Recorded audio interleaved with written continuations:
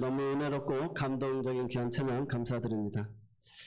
오늘 또 우리가 예배함으로 하나님을 영화롭게 하는 그런 복된 시간이 되기를 바랍니다. 또 거룩한 복된 날에 하나님이 우리 각 가정의 각 사람에게 예비한 그 복이 임하시기를 바랍니다. 오늘 주신 말씀의 제목은 천국의 비유입니다. 한번 같이 믿음으로 고백하겠습니다. 천국의 혼인잔치의 비유. 네, 죄송합니다. 혼인잔치의 비유. 네, 하나님께서 천국은 어떤 곳이냐? 이렇게 혼인잔치를 연 임금이 자기 아들을 위하여서 혼인잔치를 연 것과 같다라고 이야기하고 있습니다. 여러분, 혼인잔치의 가장 큰 특징은 기쁨입니다. 오늘 우리가 장례식장 가가지고 홍어가 진짜 맛있더라. 그 집 참 수육이 너무 맛있더라. 두 사람은 먹을 수 있지만 장례식장 가가지고 막 기쁘고 즐겁고 막 그런 사람은 별로 없습니다. 그냥 맛은 있는 것 같은데, 배부르는 것 같은데 그 기쁨이 없어요. 그러나 혼인잔치집에는 그 기쁨이 있다는 거예요.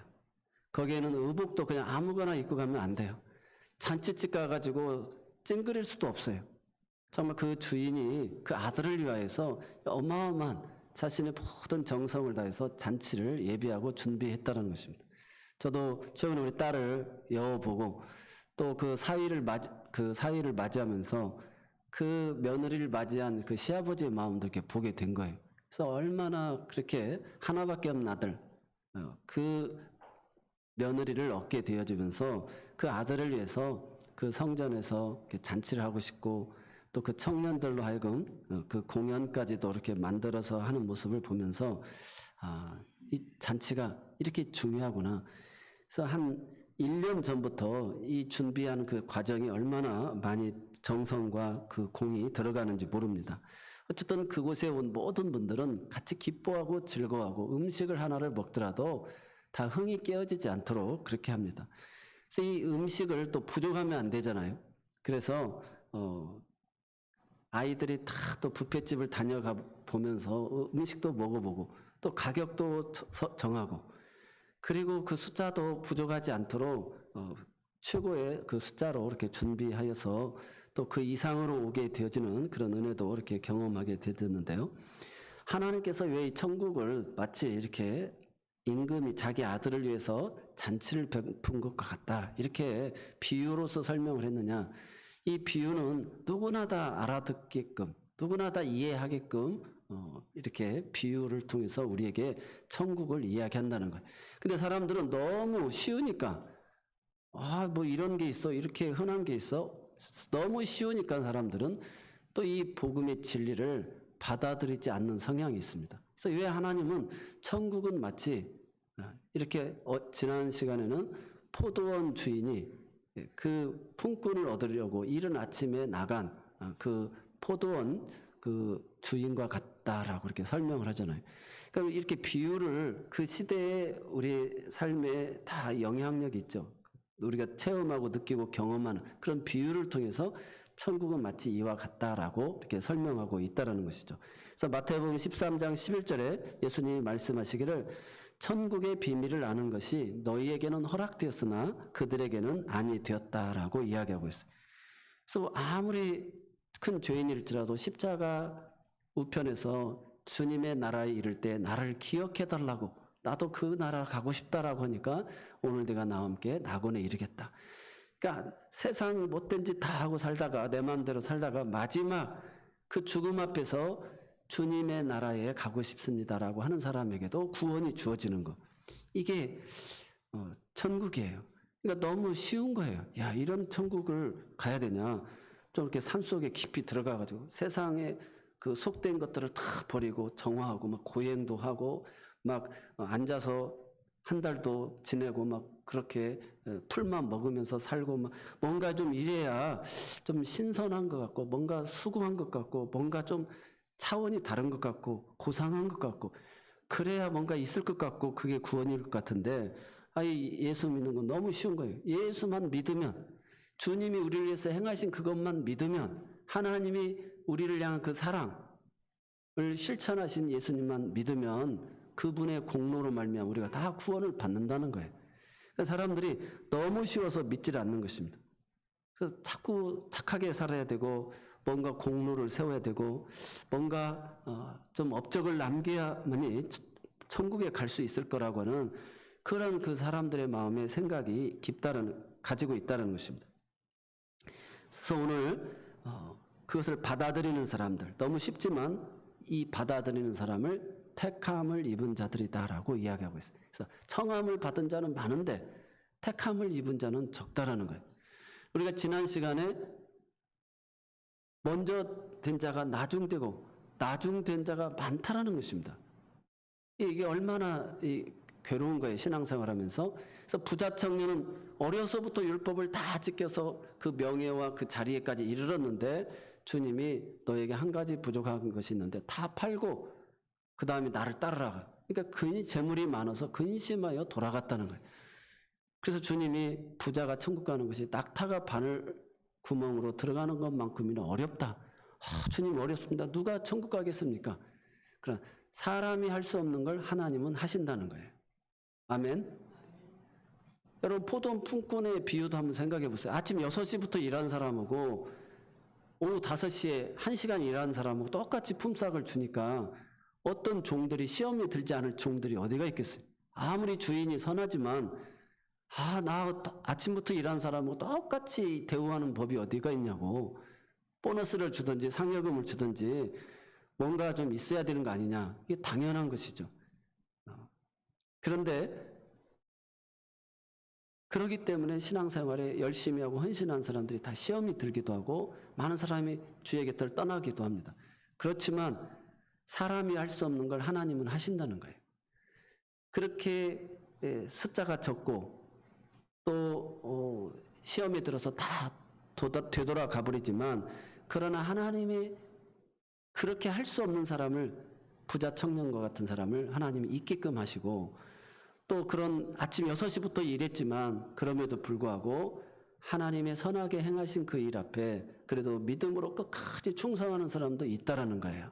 그래서 천국은 그냥 아무나 가는 게 아니라 이렇게 하나님이 허락한 사람, 하나님이 특별한 은혜를 준 사람들이 그렇게 율법을 지키고 또 재산까지 다 팔아서 헌신하기도 하고 아침 6시부터 일하고도 시험의 요소가 많이 있음에도 불구하고 충성되게 그 사역을 감당하는 사람들이 있다는 것입니다. 오늘 본문의 이 천국잔치의 비유도 마찬가지입니다. 혼인 예식이 임금이 아들을 위하여서 이 잔치를 베풀었다는 거예요. 그래서 보통 초청장을 보내게 되어집니다. 고대 근동에서는 2번, 3번 이렇게 보내게 되어지죠. 그래서 오늘 우리들도 마찬가지죠. 우리 집 아이 결혼 예식이 있습니다. 그래서 한 달 전에는 보내기도 합니다. 그리고 한 일주일 정도 앞에 둬서 또 다시 한번 보내게 되어집니다. 그래서 최근에는 그 음식값이 워낙 비싸지 않습니까? 그래서 정말 그 참석 여부도 좀 알려달라고 이렇게 부탁을 하기도 합니다. 그래서 대략 인원을 파악하고 거기에 플러스 마이너스 나름대로 계산을 하게 되어집니다. 오늘 이 천국의 가장 큰 그 잔치의 이유는 아들을 위하여서 그 임금이 잔치를 베풀었다는 것이고, 그러니까 그 아버지가 아들을 얼마나 사랑하겠어요? 그리고 그 아들에게 가장 사랑하는 아내를 얻게 했으니까 그 기쁨이 넘치잖아요. 그래서 오늘 우리가 신앙생활에 있어서 이렇게 기쁨이 있어야 돼요. 예수님이 핏값으로 세운 교회, 그래서 어린 양의 혼인잔치에 궁극적으로 우리가 다 참여하게 되는데 이 기쁨의 잔치에 우리가 다 참여하게 되어진다는 거예요. 그래서 교회는 그런 단장한 신부와 같다라는 거예요. 그래서 아들을 위하여서 예비된 신부와 같다라고 설명하고 있습니다. 오늘 이 잔치의 목적이 임금이 아들을 위하여서 잔치를 베풀었다. 그래서 이 잔치집에는 이 기쁨이 있어야 된다는 것입니다. 그래서 오늘 우리가 아무리 좋은 음식도 수상집과는 비교할 수 없다는 것이죠. 그래서 우리 기독교인들의 마인드에는 그래서 해피엔드의 신앙이 있어요. 끝이 다. 궁극적으로 하나님이 나를 통해서 찬송과 영광을 받으신다는 것입니다. 하나님은 우리 인생에 기쁨을 주시는 거예요. 에덴을 회복시켜줘요. 에덴이 즐거움이란 뜻인데 예수님을 통해서 죄의 문제를 해결해서 다시금 가정을 회복시키고 우리에게 기쁨의 동산을 허락해 주시는 줄로 믿습니다. 히브리서 9장 27절에 한 번 죽는 것은 사람에게 정해진 것이고 그 후에는 심판이 있으리니 그래서 사람이 지혜로운 사람은 죽음을 준비하는 사람입니다. 주님 앞에 서는 날 심판 날에 우리가 요한계시록 7장 17절에 보니까 하나님께서 모든 눈에서 난 눈물을 다 씻어 주신다는 것입니다. 우리 인생에는 희노애락이 있지 않습니까? 하나님께서 우리 인생의 그 희노애락을 통해서 진짜 기쁨의 맛을 알게끔 해주는 거예요. 진짜 행복의 맛을 알게끔 해주려고 우리 인생에 이런 희노애락을 주신다는 것입니다. 그래서 내가 살아오면서 가정을 지키기 위해서 이 믿음의 공동체 교회, 핏값으로 사는 교회를 지키기 위해서 내가 행한 그 모든 눈물들을 주님이 다 씻겨주시기를 원하신다는 거예요. 천국에서요. 그래서 힘을 다해서 예수 믿다가 천국에 들어가면 주님께서 수고했다. 지극히 작은 일에 충성하였음에 내 주인의 즐거움에 참여할 자다. 주님이 그렇게 기뻐하신다는 거예요. 그래서 오늘 우리가 천국은 이렇게 임금이 아들을 위하여 잔치를 준비한 것 같다. 그래서 우리가 이 기쁨의 잔치에 다 청함을 받아서 나온 줄로 믿습니다. 그래서 신앙생활이 너무 쉬운 거예요. 예수 믿는 것이 너무 쉽습니다. 그런데 이 기쁨을 누리지 못하는 이유, 그 본문에 보니까 거부하는 사람들이 있었어요. 이 현실의 생활에서 너무나 집착하고 살다 보면 주님의 초청을 거부합니다. 여러분, 임금님이 아들을 위해서 잔치를 베풀었는데 얼마나 그 마음이 기쁘겠어요? 얼마나 큰 잔치가 벌어지겠어요? 얼마나 흥이 더해지는 잔치겠어요? 나를 초청해줬다라고 하는 것에 영광을 얻고 우리가 마음만 열고 가면 되어지는 거예요. 그것도 미리 예고를 해줬어요. 1차, 2차. 그리고 종들까지 보내면서 우리를 정중하게 초청을 했다는 것입니다.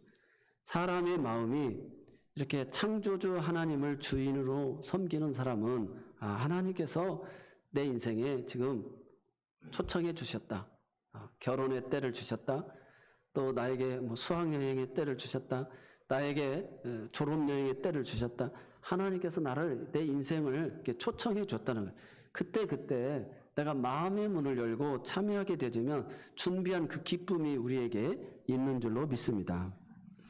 그런데 오늘 거부했다. 이 거부한 사람들의 특징을 보니까 밭을 샀다는 거예요. 밭을. 그리고 사업을 하러 가야 된다는 것입니다. 장사를 하기 위해서 밭을 돌보기 위해서 가지 못한다는 것입니다.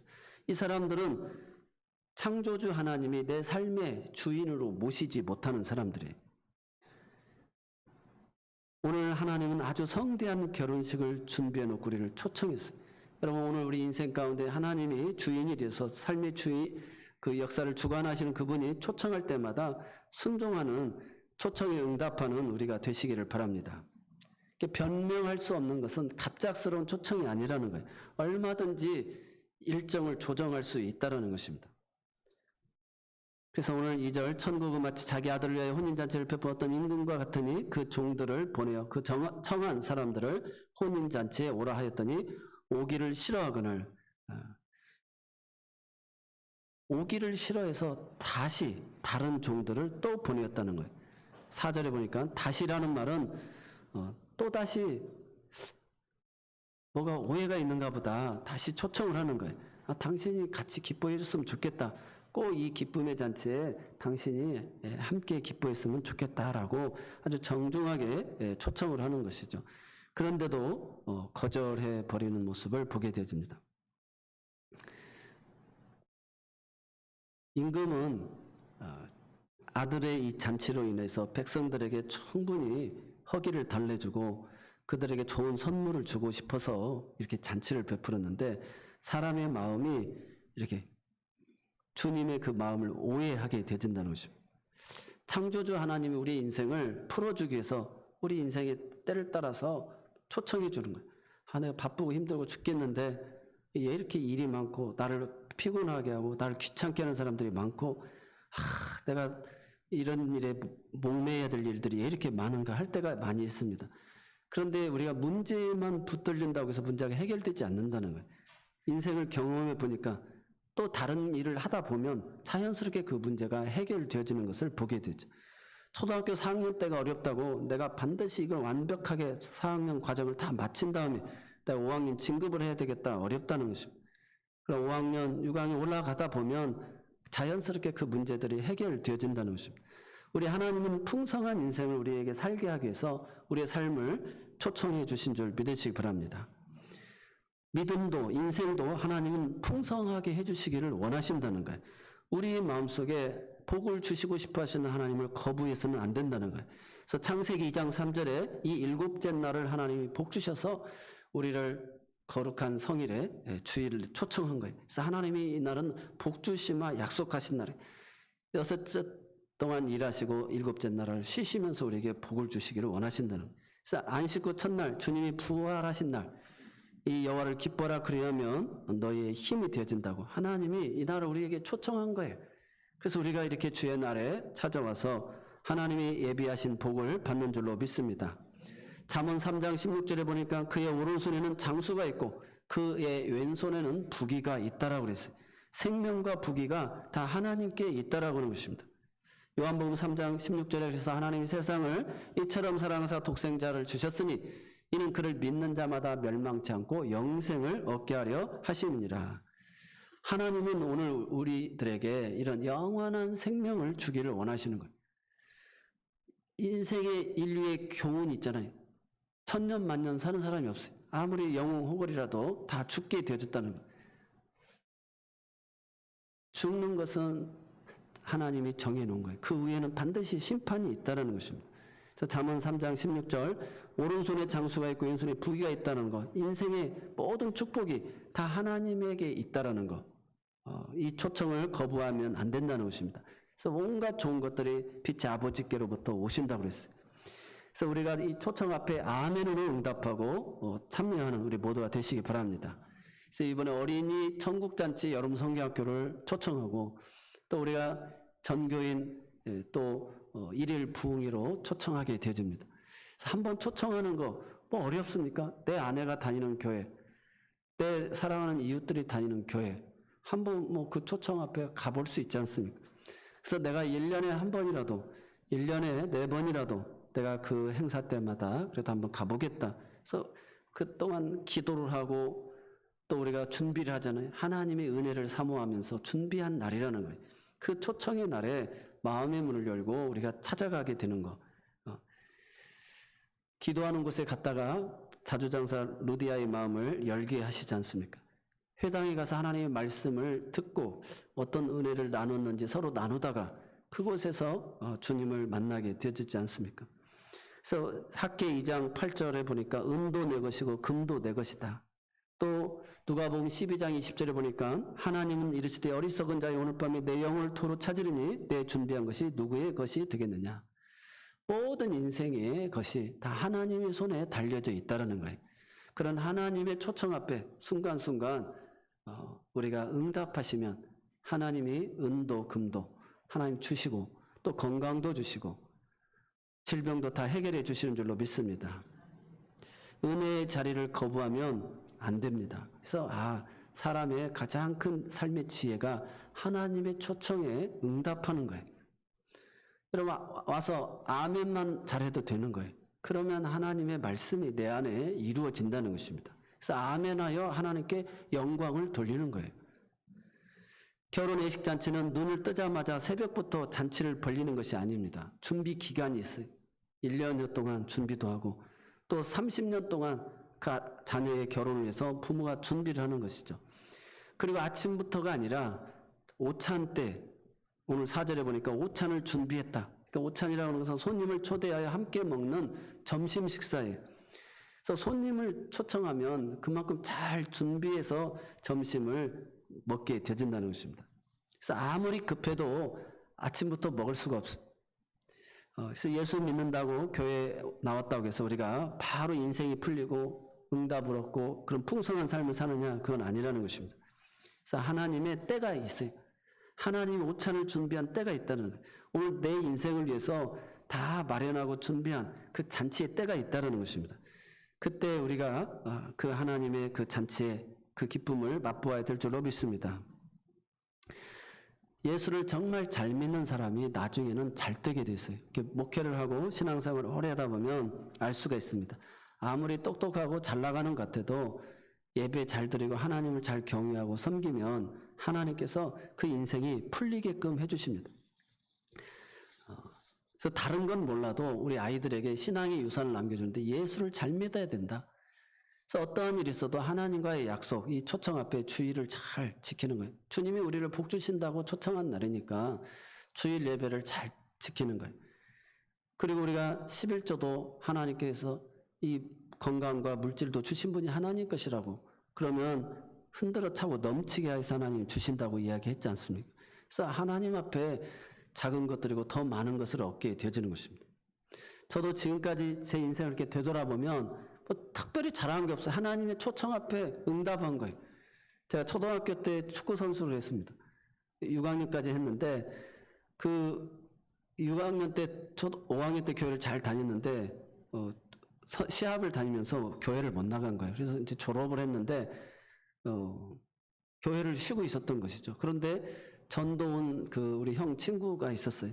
그들이 교회 한번 와라 이렇게 초청을 한 거예요. 그래서 그 초청 앞에 교회를 가게 되어져서 그 예비 중학생이죠. 그때부터 시작해가지고 지금까지 주일을 거의 안 빠뜨렸죠. 군대 가서 딱 처음 가가지고 한 번 빠지고요.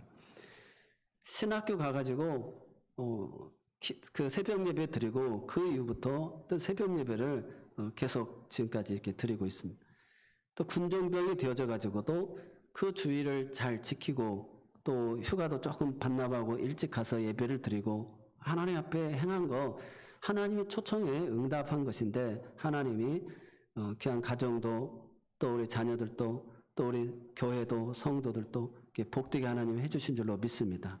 제가 고등학교 2학년 때 교사를 했어요. 아동부 2학년 애들을 맡아서 했는데 그 아이들이 2명에서 9명으로 이렇게 늘어났습니다.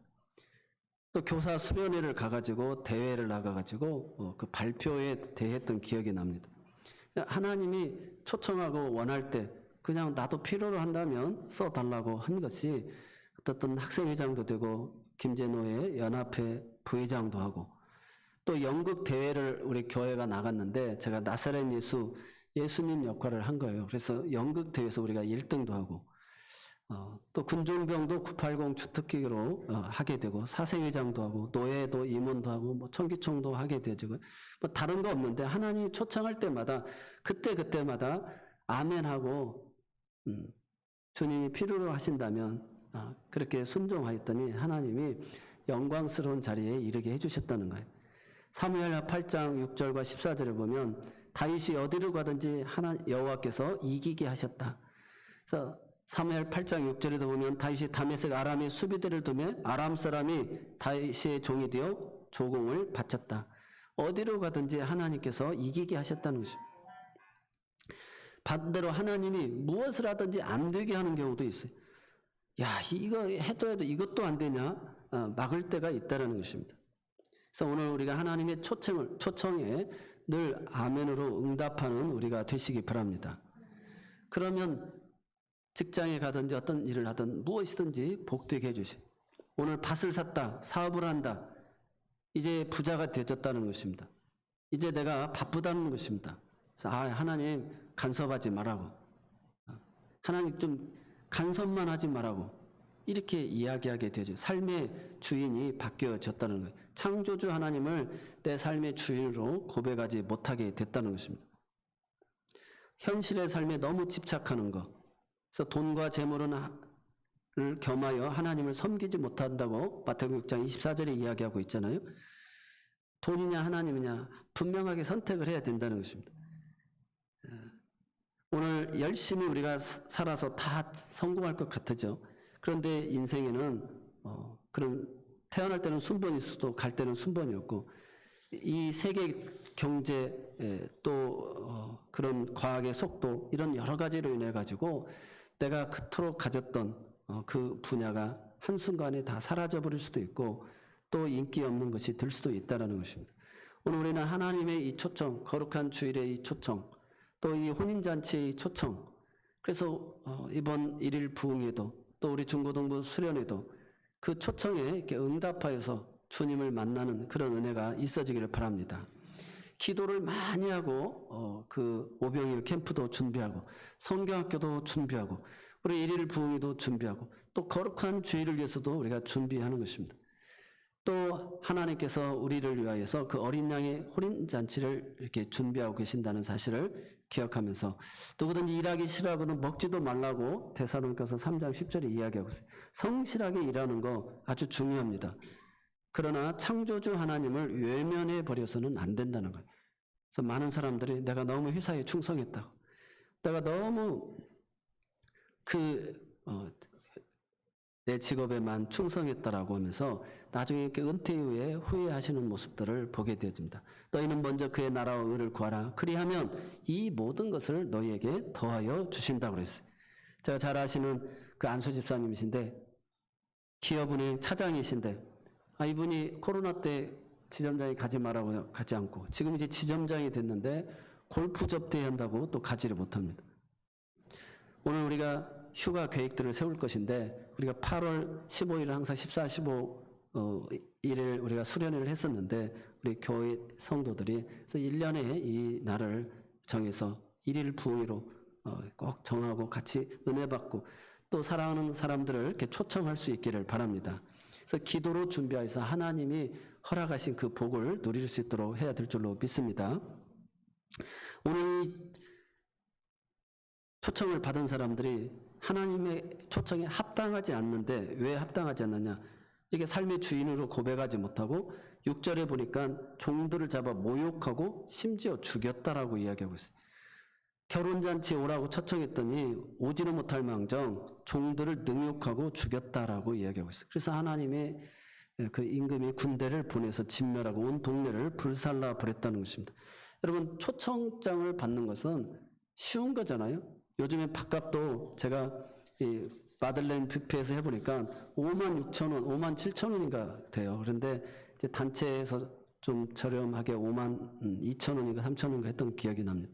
그래서 5만 원 가지고 와서 6,000원짜리, 9,000원짜리 밥 먹고 가는 거예요. 같이 기뻐하고 즐겁고 행복해하는 거.